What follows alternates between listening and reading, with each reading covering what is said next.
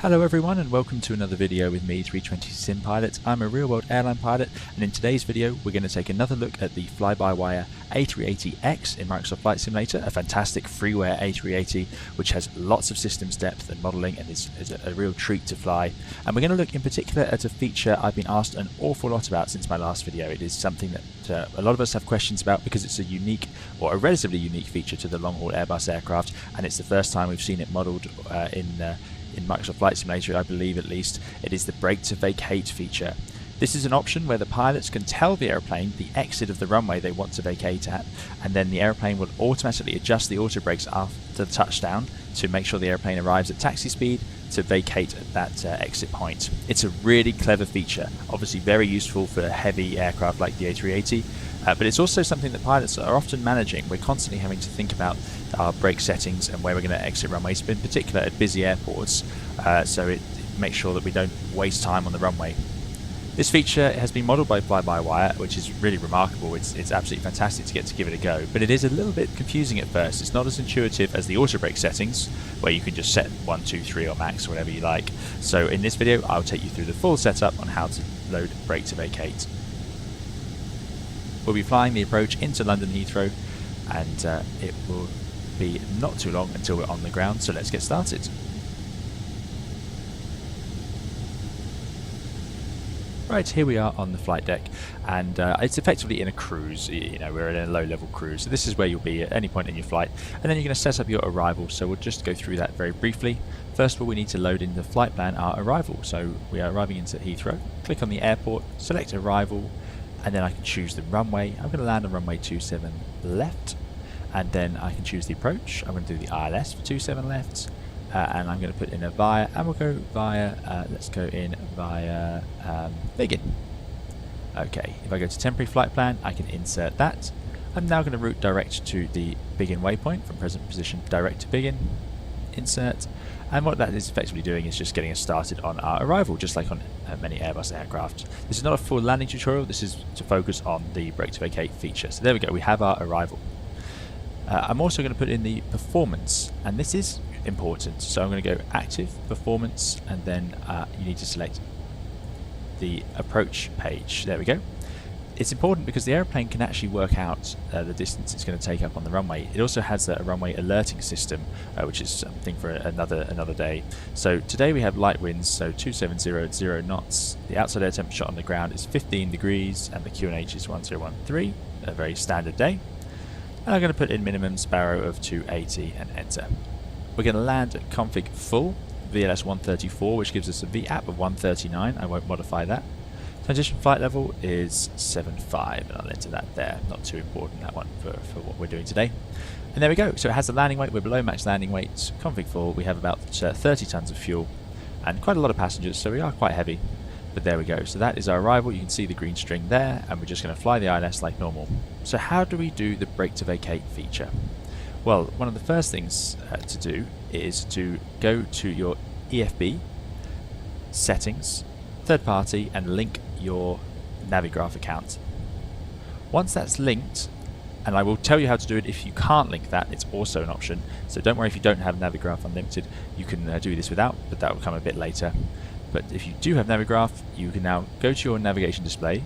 If you go to plan, zoom all the way down, and it goes to zoom, and you get this page. It says please wait. So you have to zoom below the minimum, below the 10.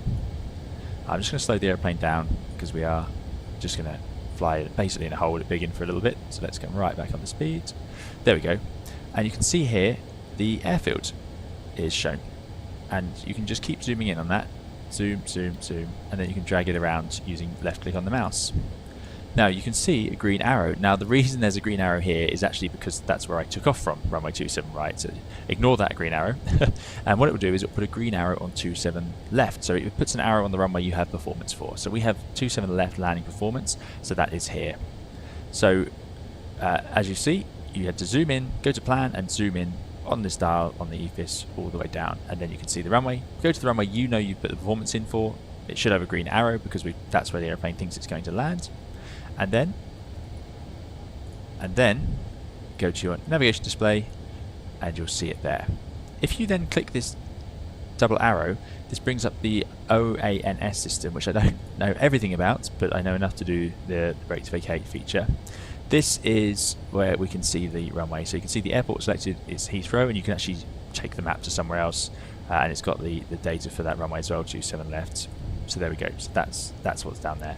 Anyway, what you want to do is now click on the little box, the identifier for your runway. So click on 27 left where we're landing, and now as you go along, you'll actually see your stopping distance. So there's the dry stopping distance, and there's the wet stopping distance based on the performance we've told the aeroplane. Really, really neat feature, this.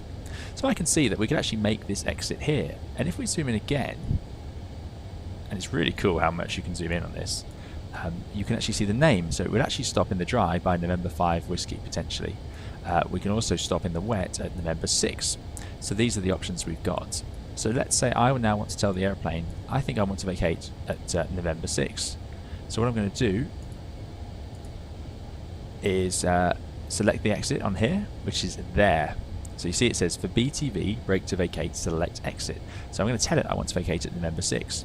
There's obviously no point choosing a waypoint further back than your distance. I won't be able to vacate at one of these exits, for example. They're too far behind.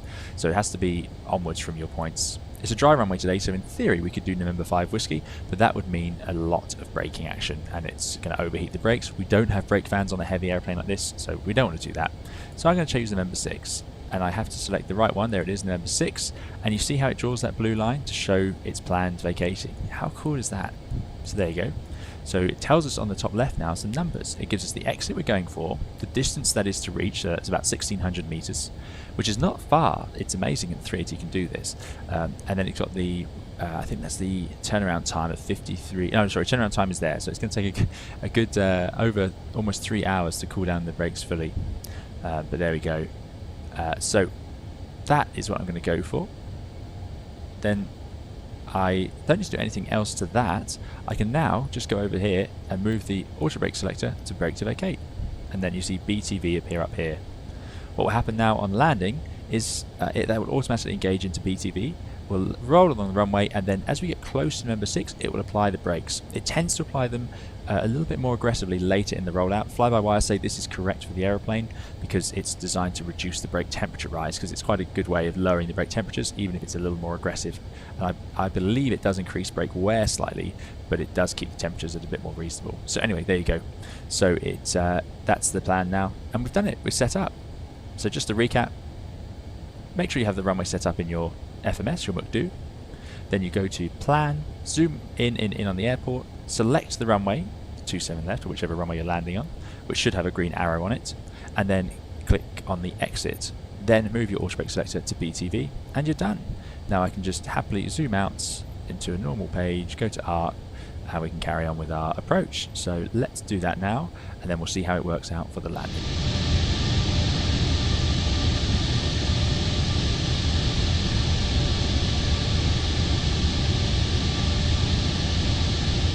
So I'm just going to get the airplane ready for the approach now. So we're turning on the LS push buttons, landing lights are on, and we are obviously very high, but I'm going to pretend we're being radar vectored, so I'm just going to put it into heading. In fact, don't even need to do that. Let's go direct to Centrifix and insert. And I love that this system is so good, and it's already told us we're 6,700 feet high. So now we go full speed brake, thrust idle, open descent, nav, and down we go. And we can actually increase the speed a little bit, which will help us get down. This airplane does have the ability to descend much quicker than I imagined it would. So, with some pretty quick diving down, we've managed to join the ILS. I've even got the wheels out already, but there we go. So you can see BTV is still armed, crucially, and we're just joining the ILS. 9 miles, 3,500 feet, 180 knots, getting a bit fast. So let's go flaps 2. I've got the ground spoilers armed because the gear is down.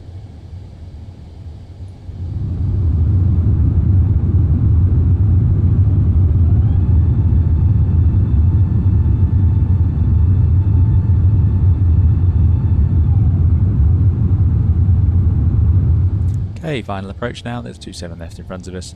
We are fully configured and stable with the gear down, flaps are at full, ground spoilers are armed, and you can see there our memo says so. We are all in the right place for landing. So we still have BTV armed. Remember, you need to leave it in the BTV position. What the A380 won't do is change the map on landing. I believe the 350 can do that, but anyway, if I go to plan and now zoom in, or even if I go to arc, sorry, I think, and I zoom in, it should work as well. So I'm gonna leave it out. We'll see once we touch down. In fact, there we go. No. So as I zoom in, you can see the runway start to appear. It's got the arrow to show the performance, and it's got the different distances and the exit. I don't know if you can see that. It shows the exit we've selected, November 6 there. So it's more confirmation that system's ready to go. So I'm going to have it zoomed in, ready to go. So we've got the range right in. I believe these different turnaround times are to do with whether you use reverse thrust or not, because reverse thrust would, of course, what this turnaround time refers to is how long it takes the brake to cool down enough for your departure. So obviously if you use reverse thrust, the brakes will be cooler and therefore you can turn around in a quicker time. Anyway, there we go. So we're on final approach now. What I might do is I'm just going to leave it, I'm going to let it auto land this one. A, just to see it, I haven't seen it yet, and B, it will allow us to let the airplane do all the automatics right up to the exit. In fact, no, I'm going to land it. Change of plan. Hard to watch an airplane land, but when you have the option to do it yourself. So here we go. Exit still showing. Autopilot off.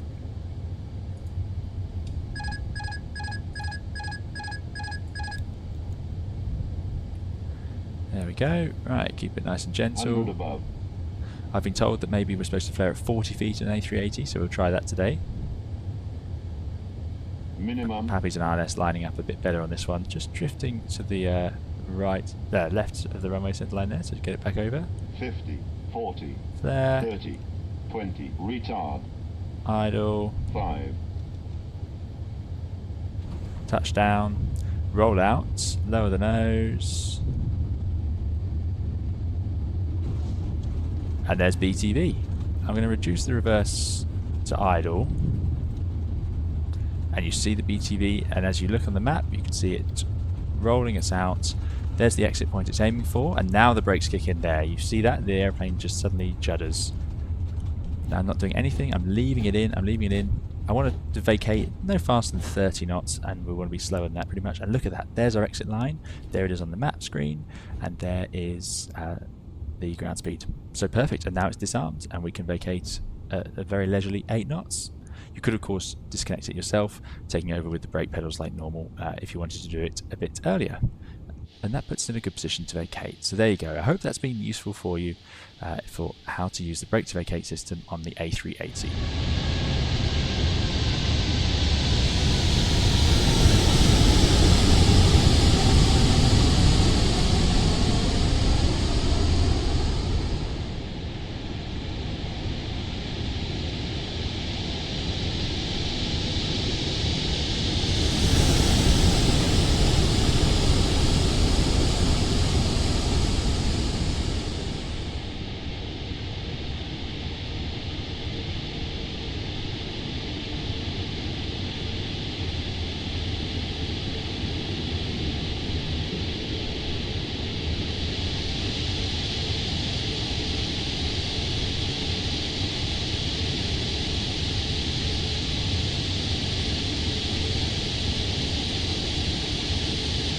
Okay, this time we're going to look at how to do the brake to vacate feature if you don't have Navigraph subscription. So I recommend having it because that gives you those lovely charts which you can see on the navigation display, but if you don't have it, no problem, there is a way to do it slightly less accurately, but here we go. First of all, it's the same start, so this time we're going to fly into Gatwick, so I'm going to go to my FMS and set up the landing runway. So we're going to do arrival, runway, RS, 26 left, there, via, and let's go in just via, let's go via Willow, temporary, insert, good, and as we can see, we have our arrival, so I'm going to send us direct to Willow to start off with, just to begin our arrival, there we go, and we are in nav, and the airplane will fly over there, good. So that's now set up, and the airplane has our arrival, and of course the same thing with performance, descent, approach, and then we need to put in the wind, which is calm today, temperature 15, QNH 1013. So all the same as we did earlier. You can put in your minimums, and you've got your approach runway and transition level. Good. Sorry, your approach speeds. Right, now here's a different bit. You're going to zoom in on your map and go to plan. So what you can do, and this will only work if you haven't got your Navigraph account linked. So I've unlinked my account, and you'll get this backup page, BTV manual control fallback. Now, because I've been messing around with the sim here, it's still showing me the charts, because I've only just unlinked the account. But this is the page you need: BTV manual control fallback. And all you need to do in there is, it should show you, it would normally show you the runway length because it will know where you're landing. So it should show you the distance there, and then you type in the brake to vacate stop distance here. Remember, you won't have a chart up here. It's not as accurate, but you can just work out the distance you want the airplane to come to a stop in. So you can be a bit more specific than just going for an auto brake setting of low 2 or 3, so that you would just type in the distance there. Now, what you can do is go to the chart and look up that distance. So here we have the chart for Gatwick, but of course if you have this chart you have Navigraph, so you can probably just use the normal brake to vacate option that we saw earlier. But if you don't for some reason have the two connected, or you want to use this backup page, you can look it up. So you can see the distance of the runway, 3,300 meters. This is to scale this chart. Landing threshold is here, so it's actually we're not going to land in this first bit. So a third of this entire thing is 1,100 meters, so we know that 2,200 meters should put us somewhere here. Realistically, but it's not going to be as good as having the brake to vacate feature we saw earlier. Some charts have a little arrow showing you the distance from an intersection to the end of the runway, but anyway.